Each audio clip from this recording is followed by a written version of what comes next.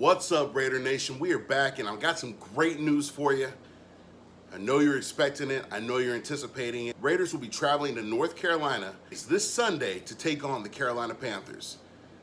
Let's get into what this season's going to look like.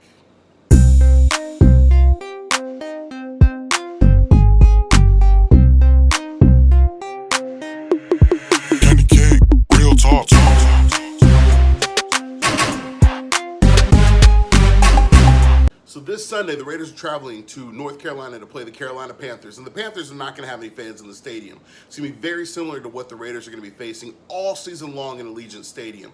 But what I'm excited about is what this team looks like. We have a very new, fresh offense. We've talked about it before. We've talked about what's exciting about it. You got Henry Ruggs on one side. You got Bryan Edwards on the other side. You got Hunter Renfrow in the slot. You got Josh Jacobs, Alec Ingold, Foster Moreau, Darren Waller. You got a lot of players on this offensive side of the ball, and when we look at the defense, it's just the same thing. But what I want to focus on is not who we have, but what moves have been made. There's been a lot of questions raised, and let's get into it. The Raiders recently traded third-round pick Lynn Bowden Jr., running back, quarterback, wide receiver extraordinaire, John Gruden's Joker, if you have, to the Miami Dolphins. They used their sixth-round pick, and they got back a fourth-round pick. And so basically they traded Lynn Bowden in a sixth for a fourth, and also remember that we ended up getting Raekwon McMillan from the Dolphins in another trade. So the Raiders ended up moving a rookie who hasn't even touched the field yet. Mike Mayock said that it was all on him. It was 100% having to do with football. It just didn't translate to what he wanted. Nothing more to read into it. I wish Bowden the best in Miami, except when he plays us. I hope that we shut him down, obviously, because that's what Raiders do, and that's what we want the Raiders to do.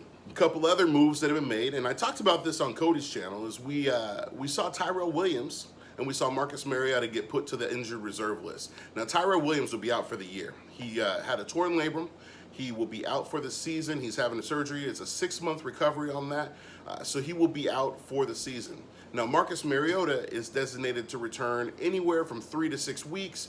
He does have a pec injury. He had some issues throwing. He was out of practice for a few days. He had an ankle issue that he was still working on from last season. And so Marcus Mariota may be a little more day-to-day after the injured reserve comes up. In a corresponding move, what the Raiders did is they brought back a familiar face in DeShone Kizer. Now, Kizer will be on the practice squad, and he will not make the 53 roster. What the Raiders will do is they'll run with 2 quarterbacks this year. It'll be Derek Carr, and Nathan Peterman will be the backup. So let's hope that everything is good with Carr, nothing happens to him, and my man stays healthy, and he lights it up this first week in Carolina. On the defensive side of the ball, we saw a surprise move where the Raiders released Demarius Randall. Randall was supposed to come in and compete for a roster spot, supposed to compete for a starting spot. He practiced one day. He was out there every day, but he only practiced one day and ended up getting cut when the 53-man cut down happened.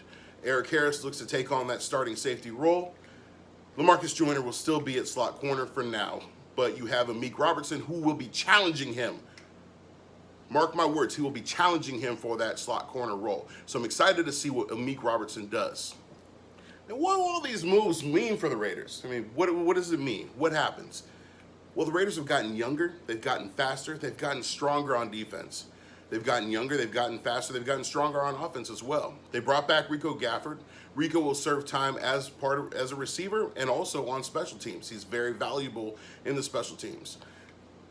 In moving Bowden, Devontae Booker takes that number 2 running back role, and Jalen Richard will still be that third down back who is going to be more of the receiving back. But also, one of the things that Mike Mayock and John Gruden love about Jalen Richard is that Jalen Richard can block his ass off.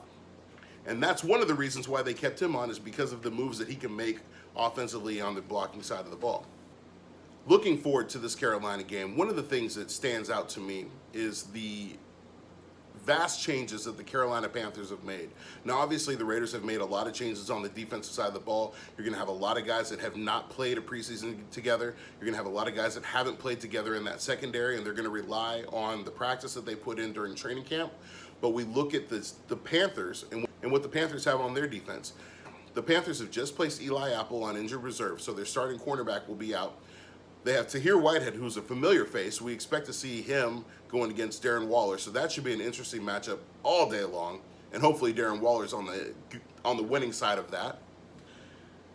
And then offensively for the Panthers, you have a relatively new offense. You've got a brand new quarterback in Teddy Bridgewater who's coming in. You've got a new offensive system with new head coach Matt Rule taking over, and you've got a whole new team. But one thing that they do have that's a constant and that's a guy that you cannot look past is run CMC. That's Christian McCaffrey. He is one of the most, if not the most electrifying running backs in the league right now. He's a guy that can catch the ball out of the backfield. He's very elusive when it comes to the running game, and he's also very strong as a pass blocker. So he's a guy that you really have to look out for because he can do it all. He can run, he can catch, he can block, and he's going to be lights out if you let him. Now, looking at the defense, we've gotten better on the defensive line. We've gotten better at the second level. Hopefully we can shut him down because the key to that game, the key to winning the Carolina game is shutting down Christian McCaffrey. So in order for the Raiders to have success, you must hit the quarterback, get to Teddy Bridgewater. You must shut down the running game. Stop run CMC. Do not let him run CMC all over you. And two, put up points on that defense. Derek Carr needs to get out there, light it up. Henry Ruggs needs to put on a show, and Darren Waller needs to have a matchup nightmare against Tahir Whitehead and have the Raiders win in Carolina. Raider Nation, thanks for checking me out. Make sure you subscribe to my channel. Make sure you're hitting that like button. Make sure you're hitting the bell so you're getting notifications because I'm going to be dropping videos all season long. And also, make sure you check out my new podcast, the Training Table Podcast. It's available on all platforms, and you can also get it on here. Go Raiders.